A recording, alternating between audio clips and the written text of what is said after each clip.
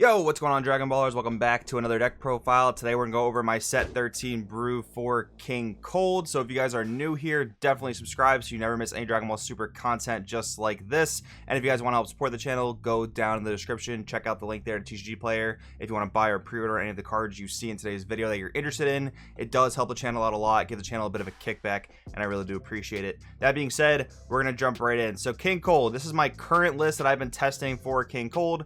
I don't think it's like the perfect list by any means. I'm still tweaking it a pretty fair amount each and every time I finish like a play testing session with it. I'm still trying to get it to that sweet spot. I think the deck does have potential, and I'm just going to kind of explain to you guys what I've been finding with the deck as we go through the profile. So I'm not going to go over the leader. I kind of did a video where I already talked about the entire archetype and the cards within it, but I'm more so going to talk about context. You want to be playing field cards as often as possible. There is a really nice thing on your awakened turn here when you do get to play a field card both on your unawakened and awakened side, since they're both autos that draw that don't require you to attack. So you do want to make sure on the turn you're able to awaken that you can play a field card both on your unawakened and awakened side.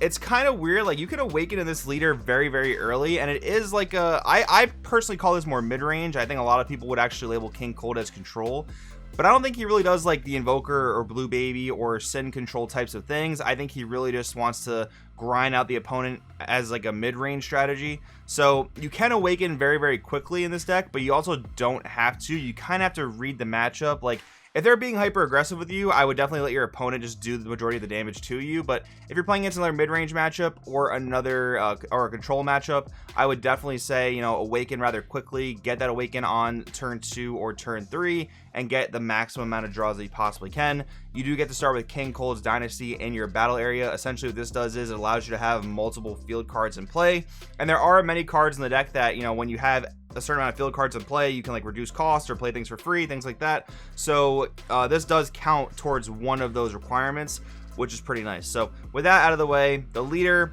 pretty decent. It's actually one of our main win cons, which we'll see in like just a second. So let's go on to our field cards. So this is the lineup I'm currently running with, and I'll explain why. So for New Ruler, this is the best one for several reasons. You play it, you get to filter the top 3, add a mono green card. It also has a great effect when it leaves the board. When it's placed in a drop area by one of your skills, you draw a card, then choose a card in your hand and discard it. So what I've noticed with King Cold is, like, unlike a lot of meta decks in Dragon Ball Super at the current moment, this deck doesn't really turbo through the deck. You really don't have like an insane amount of draw power like Launch, like King Piccolo, like Dark Broly. You don't have this like insane turbo. So it almost feels like an old school Magic control deck where you just like want to filter cards, scry a lot of cards, and like be really efficient in finding your pieces, whereas you don't have the normal Dragon Ball Super thing of like turboing through the deck super fast. So New Ruler is great because it does filter both when it gets played and leaves the field, and we do have several ways to remove it ourselves, which we'll see in a bit. Then we have 3 anticipated onslaught. I would like to play 4 of this because its effect to play a Frieza clan down is nice, but you really don't want to be removing your own anticipated onslaught because its effect triggers while it's on the board. So auto once return when a green extra card with the field skill in your battle area other than this card is placed in the owner's drop area by one of your skills. Choose one of your opponent's battle cards with an energy cost of 2 or less and KO it. So as we're a New Ruler, you want to play it and then cycle it off the field, play it and then cycle it off the field.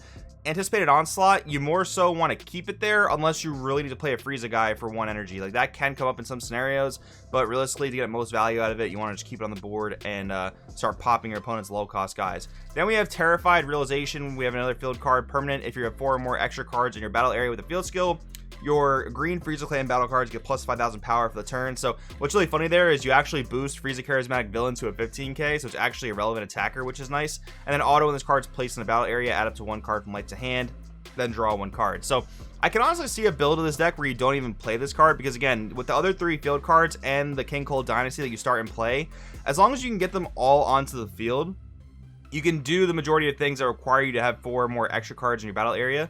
So that can work. It is nice that this you know, self-awakens and draws a card, and the plus 5k has been kind of nice.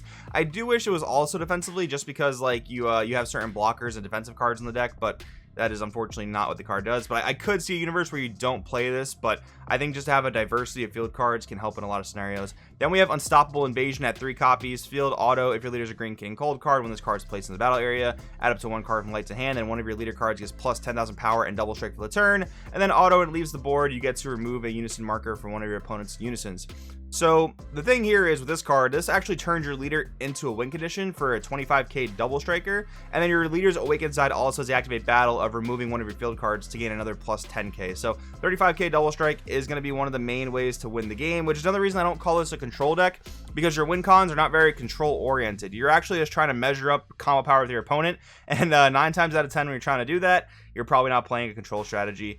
But that's why I call it more mid-range. But anyways, those are the field cards. They're all pretty good. The fact that there's so many extra cards in this deck, it really does remind me of Invoker, but you kind of can't cycle out the extra cards like Invoker can. Like Invoker, the leader can pitch the extra cards, and then they can use the drop area skill the extra cards to find more cards. This can be a bit clunkier, but I guess in all fairness, you do play less extra cards overall, I think, at least compared to Invoker. So, well, kind of the give and take of that. Then we have some of our starter cards. You really want to open Berry Blue Frieza Advisor. The games I open this card and the games I don't open this card, I notice a massive difference in the deck. Basically, she serves as a top 7 filter, grabbing a Unison or one of the field cards. And the activate main once per turn lets you replay a field card from your drop area. That effect is so insanely good. Like, obviously, you guys just saw the ban list where Master Roshi, Kamehameha Origins, got hit. I have not even put Roshi in this deck from day one of testing. I didn't really think you needed it. But yeah, like, this can't pick up Dormant, which, is a thing, right? But this card picking up your other fields serves the majority of the same purpose as Master Roshi. So for me, I've been loving Berry Blue. Haven't really wanted to recycle Dormant too much. Really just want to recycle those field cards. Pop them, play them with your leader skill, that kind of thing. Then we have our Unison. Excellent card of the deck. King Vegeta, Umbral Invader. So the +1 lets you play a field card for free. The -1 says choose one of your opponent's battle cards with energy cost of 5 or less and KO it. Or sorry, your opponent gets to choose. And then activate battle -3. This card gets triple strike and 5,000 power for each extra card in your battle area with the field skill for the turn. So another decent reason to play Terrified Realization to give your Unison more power going for your game.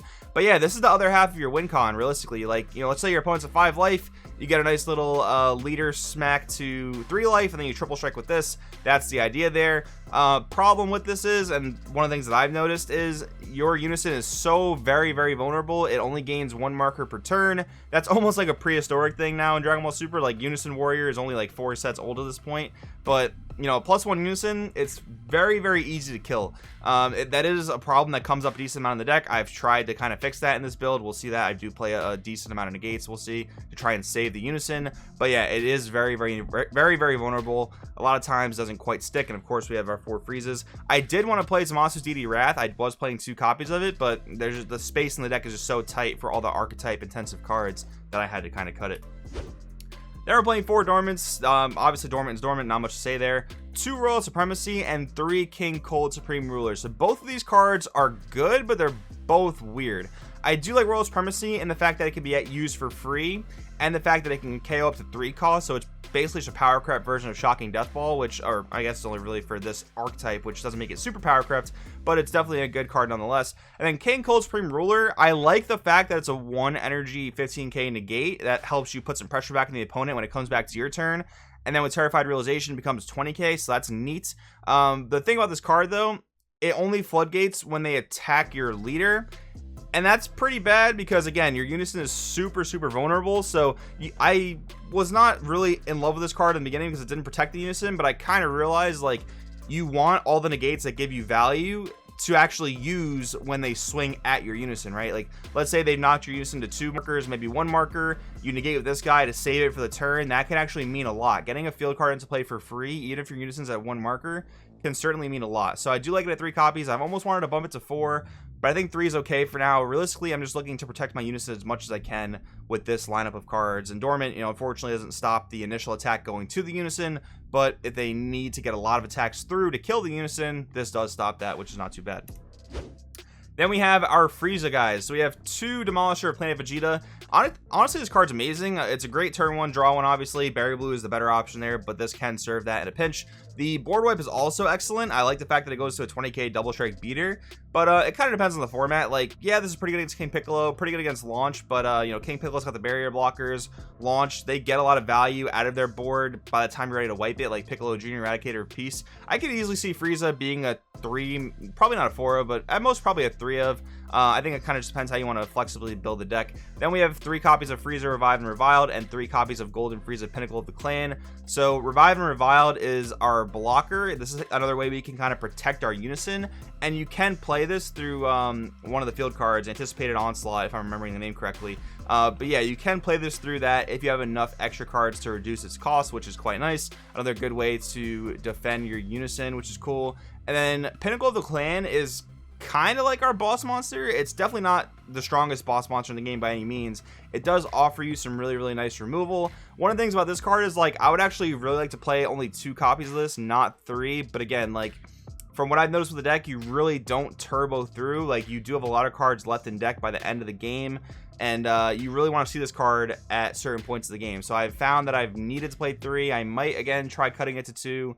But yeah, one of the things with this deck is a lack of, not necessarily a lack of draw, but a lack of like turboing through the deck, if you kind of know what I mean there. But card's definitely not bad. Deflect's really good. Makes it a little weak in the green mirror, but how often you can play against a green mirror, right? Deflect is probably going to be the best card, the best keyword rather, they could put on this card. And then just wrapping up the deck, we have 3 Cooler Effortless Strike. Excellent counterplay. It's really nice that it's basically a 1 energy preemptive strike, but the problem is preemptive strike's not good against every deck in the meta, so we're only playing 3. We're playing 4 Defending Father Paragus. This is one of the only real ways we're turboing through our deck, so we really want to see as many of these as possible. Honestly, if your hand is set up where you have like Berry Blue plus Unison, or even just Berry Blue and like 1 or 2 field cards, I'll keep Paragus in opening hand, because I know for a fact I'm going to want to defend my life with these super combos. You don't have a lot of other great utility defense in the deck, so I will definitely look to keep these in my hand if I have my turn 1, turn 2 already set up. And then the one's Precon Time SCR, we're just rounding out the deck. This could be a lot of things. It could be Primal Carnage. It could even be the new Yellow Sin SCR coming out in set 13. That could be an option as well. I think the SCR spot's pretty flexible. But what's really weird is, like, for a green deck, this doesn't actually have like a ton of removal, so Spring Kai Time is quite nice for that. Primal Carnage will also be pretty good for that as well, especially for like the sneaky, you know, popping action when your opponent's going all in for game. So anyways, guys, that's the deck list. I do hope you enjoy it. Again, I am constantly trying to update it and tweak it when I find a different way to kind of go about it, but I do want in the comments below what you think about the deck. Thanks for watching, and I'll see you guys next time.